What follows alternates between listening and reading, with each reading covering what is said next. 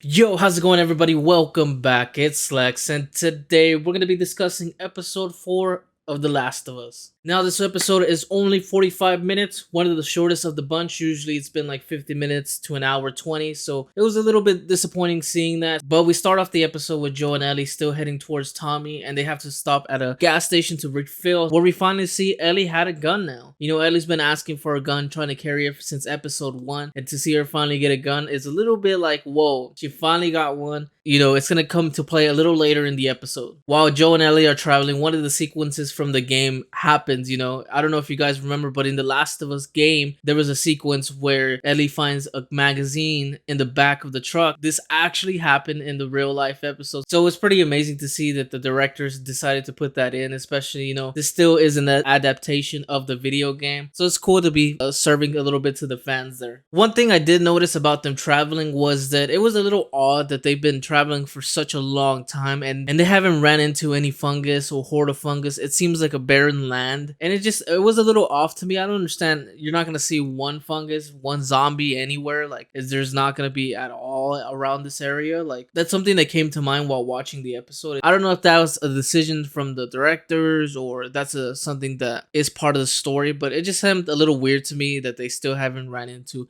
any type of zombie. Ellie and Joe find a place to camp out, and this is the part where you're starting to see Joe starting to warm up to Ellie. And this is the sweetest thing. Ellie pulls out a book of jokes and punchlines, and it's pretty sweet because she's trying to tell Joe, hey, look at this one, or look at this one, or look at that one. You know, and Joe's like, leave me alone, leave me alone. And, you know, it's actually a very sweet moment where they actually are starting to have a connection to each other. Joe is finally warming up to Ellie and feeling like, hey, I can actually, you know, let my guard down a little bit. At least, even if he tries to deny that, and he tries to tell her that she's only cargo, he wants to believe that so bad, but in reality, he knows that he's attached to this girl at this point, which is bringing more light into these characters, and you can see how over time they're starting to gain this connection, which is really awesome to see in this episode. It was a heartwarming moment as well. After they camp out, they get back on the road heading towards Tommy. Joel reveals why Tommy is a guy who just joins the Fireflies. Just the same thing like he joined the army. He's a joiner. He tends to group with each other. And I feel like in this moment, it really shows how much Joel cares about his brother and sees that he tends to, you know, be persuaded easily or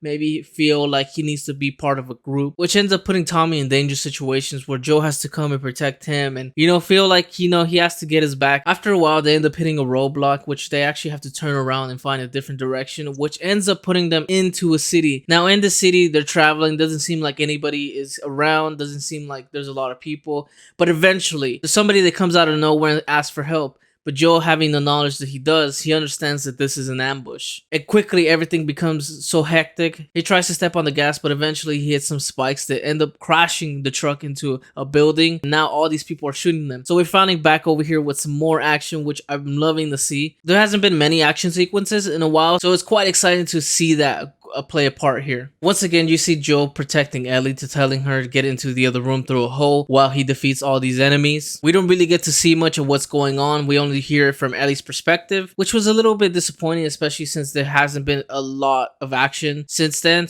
But eventually we get back to a scene where it sounds like Joe is struggling. A guy comes from behind him and starts attacking him and almost defeats him. But Ellie sees that. She comes out of the other room and pulls out the gun from earlier and has a decision to make. Do I shoot this guy? What am I gonna do? How do I protect Joe? With a decision being made, she ends up shooting the enemy. There is this moment where the enemy is begging for his life, begging for them not to shoot him. But it's like, hey, you're begging when you're gonna just kill Joe. But Ellie could not go through with killing the guy since she seems like she maybe never has. She's in shock that she had to shoot somebody. Joe quickly realizes this and tells Ellie to go back to the other room, takes the gun from her. You could still hear the screams of the guy, which the guy acted really good. You know, it sounded horrible. It sounded very like, what is going on? And this is the moment where you get to see Joe, you know, being cold-blooded to people. He just shoots the guy. Even though he was begging for his life, even though he wanted to live, Joe had to do what he had to do. Because at the end of the day, it means to survive. And you're going to have to do anything to keep that survival going, which is unfortunate. And he has to do things like this. And we are introduced to a new character named Kathleen,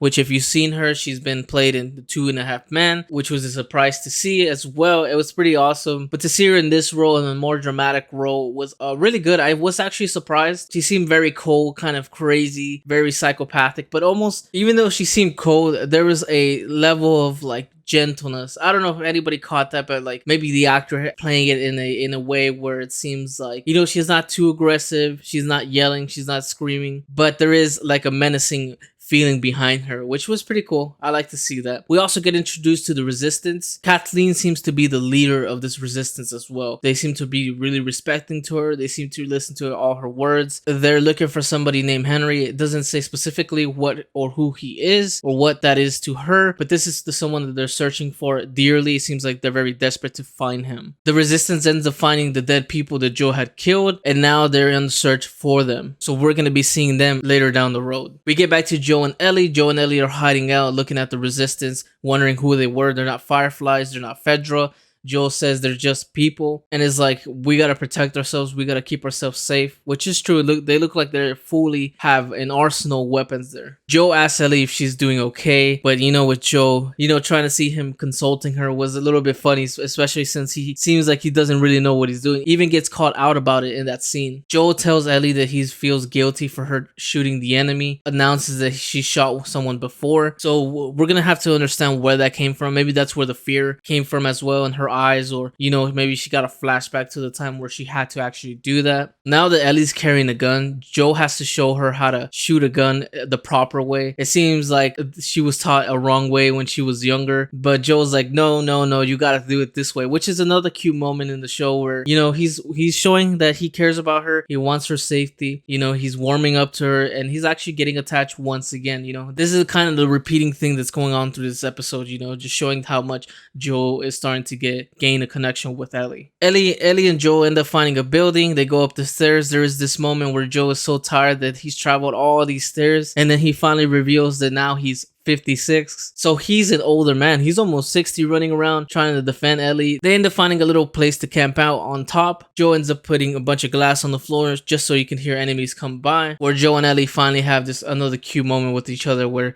Ellie finally gets Joe to laugh. That was showing that Ellie finally broke his character. He finally was able to strip down whatever face Joe has, and, you know, actually make him feel a little more vulnerable, make him seem a little less of a cold-blooded guy that he kind of shows and presents himself to be. Ellie has noticed that Joe seems to not be able to hear from the left side of his ear, which is an interesting little note that they put there because it ends up playing a part right at the end of the episode. These guys end up going to sleep, and there's a frame there where you get to see Joe sleeping on the right side where his left ear is exposed, meaning that he didn't hear any of the glass that he put down earlier because of his bad ear, and they end up getting caught and now are being held hostage by gunpoint. This episode was definitely short, but did not feel short. There was a lot jam-packed into this. A lot of things have been revealed. A lot of things are more blossoming as well, which was good to see. You know, we love to see Joe and Ellie. The show and the game is about love and connection, and they're showing that, and they're putting that straight forward for us to see. Enjoy this episode just like I've been enjoying the other episodes. Unfortunately, it was one of the shortest ones. Hopefully we get a longer one next week, which is going to be on Friday, which I'm excited about. I'm going to be able to see that a little earlier because of the Super Bowl, so make sure you guys catch that. And with that being said, if you guys enjoy the video, make sure you hit the like button, make sure you hit the sub button. Let me know what you guys think in the comments down below, and I'll catch you guys on the next one. Peace.